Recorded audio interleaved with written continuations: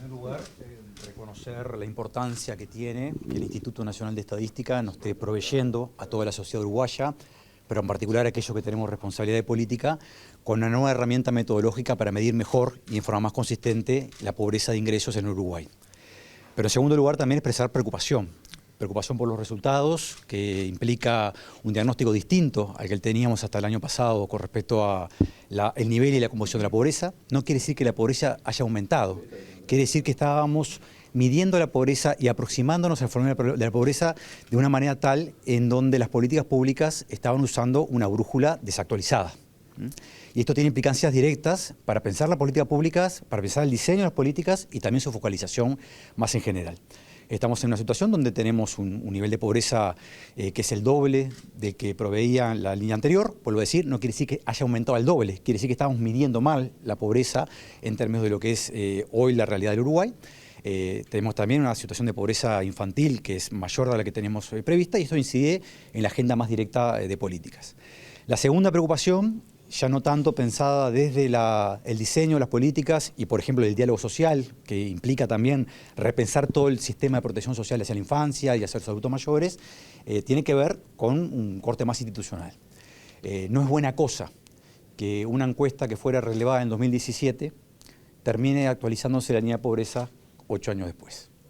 Eso, en algún sentido, no pone en tela de juicio algo que es un valor que reivindicamos los uruguayos y todo el sistema político, que es la confiabilidad del INE, eso está absolutamente fuera de cuestión, pero sí la pertinencia de contar con información en tiempo y forma.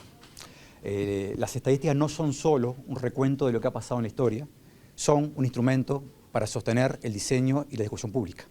En ese sentido, yo diría que el hecho de que se haya publicado en la metodología que hoy sostiene esta línea de pobreza, el 28 de febrero, un día antes de que asumieran las nuevas autoridades, sin publicarse los datos sobre la evolución de la pobreza sobre esa nueva metodología, es una señal que no es buena desde el punto de vista, yo diría, institucional. Eso no quita que quiero reconocer específicamente que durante estos 2 meses de trabajo que han llevado a las nuevas autoridades del INE rápidamente a poner sobre la mesa estas estadísticas que son tan importantes para pensar la política del país. ¿El trabajo de planificación del nuevo gobierno hubiese sido más beneficioso que estas cifras se den previo a lo que fue la asunción de Orsi? Yo no es el tema que sea previo o no a la asunción de Orsi, tiene que ver con la temporalidad. Estamos hablando de una encuesta que fue del 2017. Es normal y común, y ha sucedido antes, en particular con la línea de pobreza anterior, del 2006, que luego de relevar la encuesta pasen 2 o 3 años para construir una nueva propuesta metodológica de línea de pobreza. Aquí ese tiempo se superó ampliamente y por lo tanto hemos estado, vuelvo a repetir, sin una brújula clara para las políticas sociales sobre cuál es el nivel y composición de la pobreza en Uruguay en un periodo reciente importante. Nosotros, por supuesto, vamos a incorporar esto dentro de nuestro acervo de herramientas para construir los diagnósticos que van a guiar el desarrollo del diálogo social en primer lugar, pero la discusión de la protección social en general en Uruguay. Pero estamos en una situación, yo diría, de contar con información nueva, novedosa, actualizada, y vuelvo a repetir, esto es una excelente noticia que nos reporta el INE, pero que nos obliga en este momento a incorporarla de forma mucho más sistemática y en tiempos acotados. ¿Y qué cambios en la política pública obligaría a tomar a este nuevo gobierno en base a estos datos? No cambio en la orientación general, pero sí cambio, por ejemplo, en la identificación de poblaciones beneficiarias de las políticas sociales. Por ejemplo, aumentó el peso relativo de la pobreza en el interior del país.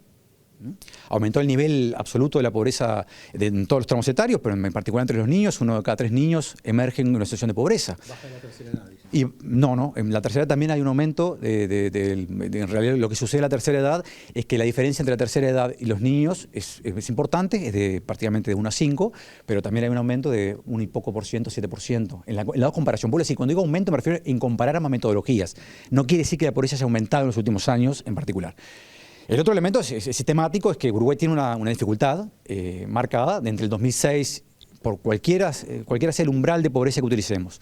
Entre el 2006 y el 2017 hay una caída muy relevante de la pobreza. A partir del 2017 nos encontramos en un estancamiento. De hecho, el nivel de pobreza de 2024 es muy similar al que había prepandemia, el 2019.